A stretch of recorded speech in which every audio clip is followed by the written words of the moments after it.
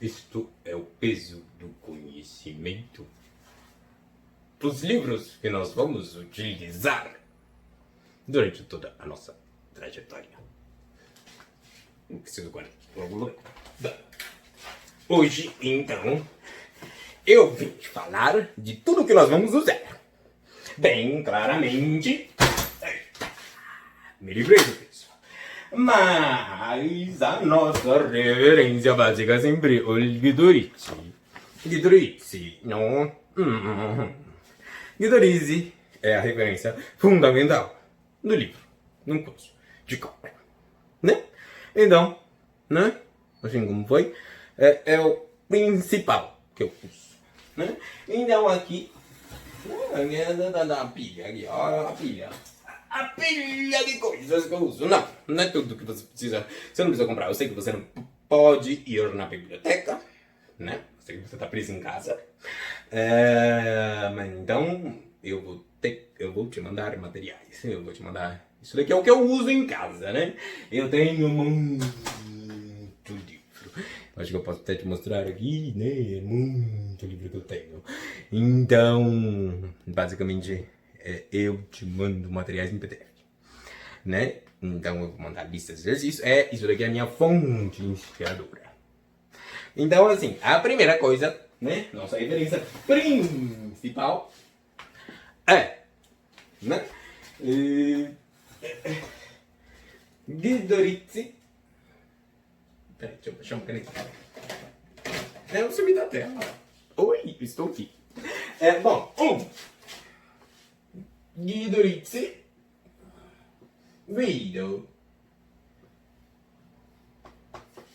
Guidorizi.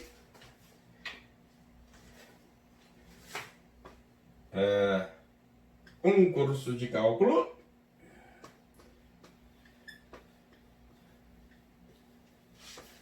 Volume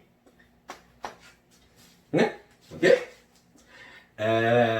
Esta é a referência principal. Então nós vamos usar lá no capítulo 11, né?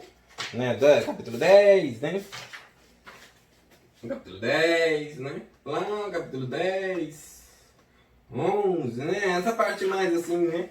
Que versa sobre a parte de integral, né? O nosso curso de cálculo integral, né? Aqui, né? Nós também vamos usar o Guidorizi 4.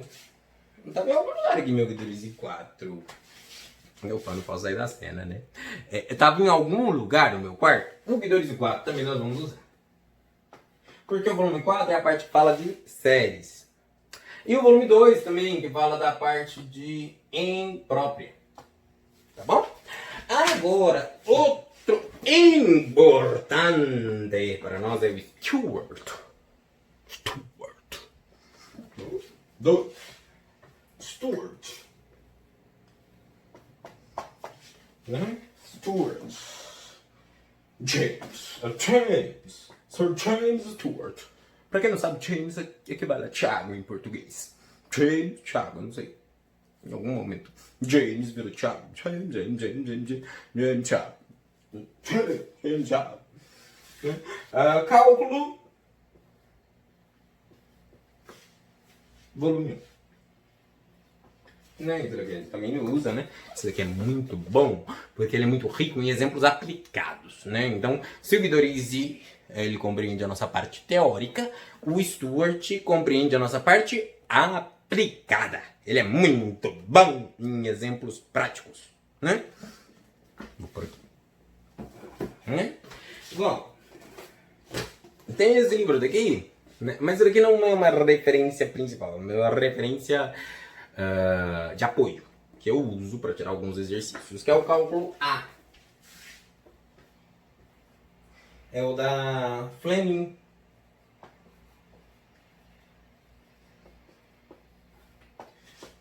E Gonçalves, que é o cálculo A. Tá bom? Da Pearson. Isso daqui, ó. Tá bom? Ok? Aqui. Agora eu vou te contar livros que eu gosto, né? Bom, o Guido Risi, né, eu dei muito tempo aula para a faculdade de administração, como eu também dei, né? Eu dei muitas... eu trabalhei muito no setor privado, né, em faculdades particulares em São Paulo, e foi maravilhoso. Né, em instituições, porque eu trabalhei em instituições privadas de qualidade, né?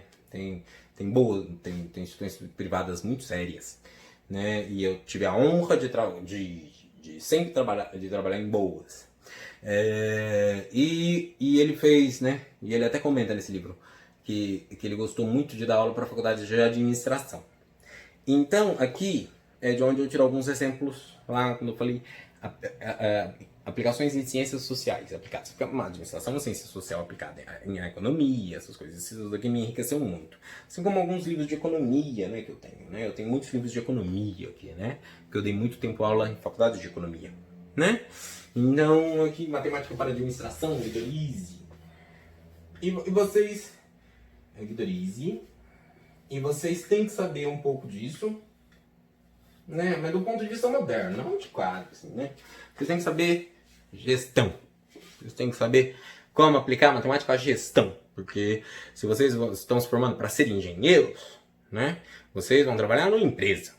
Né? A gente tem que preparar vocês para trabalhar no mercado de trabalho, né? Em empresa.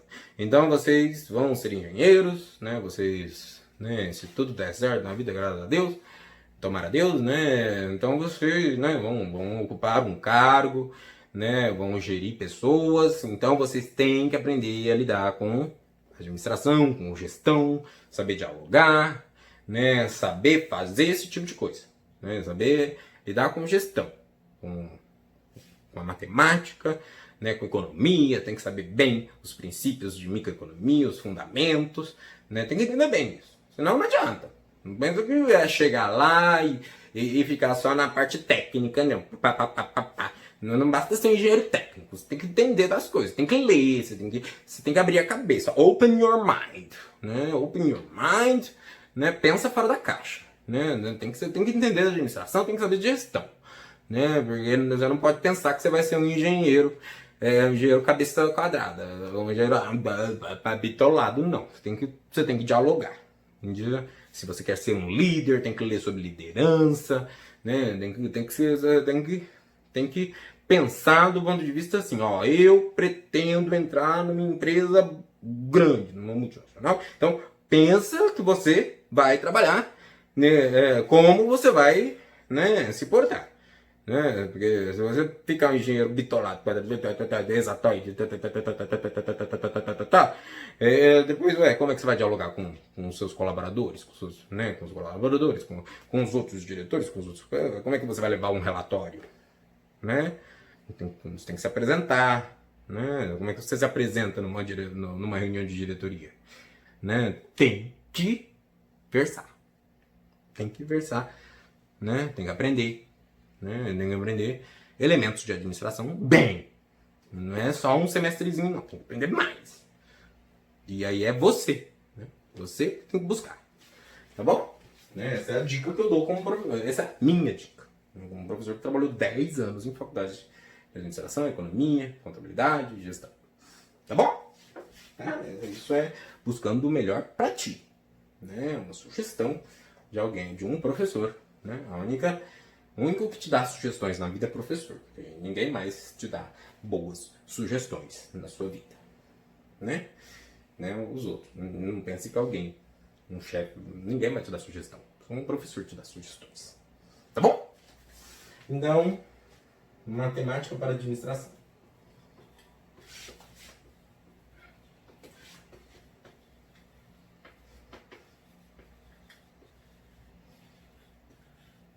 Né? Matemática para administração. Né? Agora, uma coisa muito importante. Isso daqui é uma coisa que eu gosto. Agora, isso daqui eu nem vou colocar, nem vou escrever. Gente, isso daqui é história da matemática. Do Boyer. Por quê? História da ciência é importante demais. A gente precisa compreender. Né? Isso daqui eu gosto muito de contar história. Né? No vídeo anterior eu contei, por exemplo, a história do Arquimedes, né? A exaustão, né? Então a gente precisa compreender a história da ciência, como ela nasce, né? Ó, o prefácio aqui é do Asimov, Isaac Asimov, né? Para quem gosta de ficção científica, né? Então, assim, a gente precisa compreender a história da matemática. Aqui, por exemplo, eu estou citando outro livro de história, Infinitesimal, a teoria matemática que mudou o mundo. Isso aqui conta o nascimento do cálculo. Como o cálculo nasceu. Às vezes, né, a gente pensa que nasceu de um jeito, que surge de um jeito, a gente pensa, a teoria nasce com uma maçã que cai na cabeça. Não é bem assim, né? A ciência, né, a ciência demora, né, leva anos, né? Por exemplo, o cálculo demorou 300 anos para ser entendido, né? Desde, por exemplo, ó, Newton Leibniz, 1600... 1700, né? Começo da Revolução Industrial, né? 1600, 1700, ó. Quando foi formalizar a ideia de limite? 1860. Bota aí, ó, 1600, 700, 1800. Uns 200 anos a humanidade ficou fazendo contaiada sem ter uma teoria formalizada disso daí. Então não é à toa que você demora para entender cálculo. Não é à toa que você acha cálculo difícil. A humanidade demorou 200 anos para entender cálculo, para entender o cálculo direito.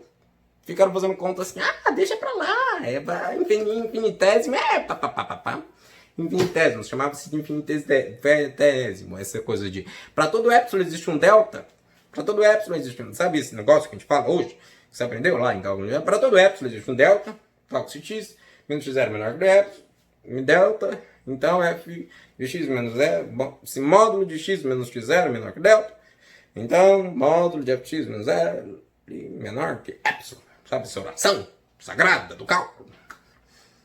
A gente demorou 300 anos para fazer. A humanidade, a Europa inteira, demorou 300 anos. Então, não é à toa que você tem dificuldade com cálculo, porque cálculo é difícil mesmo. É difícil. Né? Então, assim, se você vai ver a história da ciência, você vê que ela não é construída assim, pum! Alguém, pum! Estourou uma bexiga e veio. Não. Por isso que você tem dificuldade para estudar, para entender cálculo, né? Porque cálculo não é imediato, né? E aí você passando a entender, aí, aí você passa a ter um pouco mais de humildade, e aí você passa a ralar de verdade, porque aí você começa a estudar. Então não tem como fazer esse curso de cálculo integral sem estudar de verdade por uma razão histórica, porque é difícil. Tá? Então eu preciso que você se dedique o máximo, né, nessas referências, Guidorizzi, Stuart, enfim, nos exercícios que eu vou passar para você. Tá bom? Se nós estivermos combinados, e eu aqui fazendo a minha parte, ensinando, dando a minha parte, vou fazer horas de atendimento. Se eu fizer as horas de atendimento e você aí se dedicar ao máximo, tem tudo para esse curso ter um sucesso. O que é um sucesso? Esse curso vai ser um case de sucesso se a gente tiver uma boa taxa de aprovação. Boa taxa de aprovação é acima de 70%, do meu ponto de vista. Mas isso só acontece não é da minha parte, não. Acontece se você se dedicar. Ok? Tchau.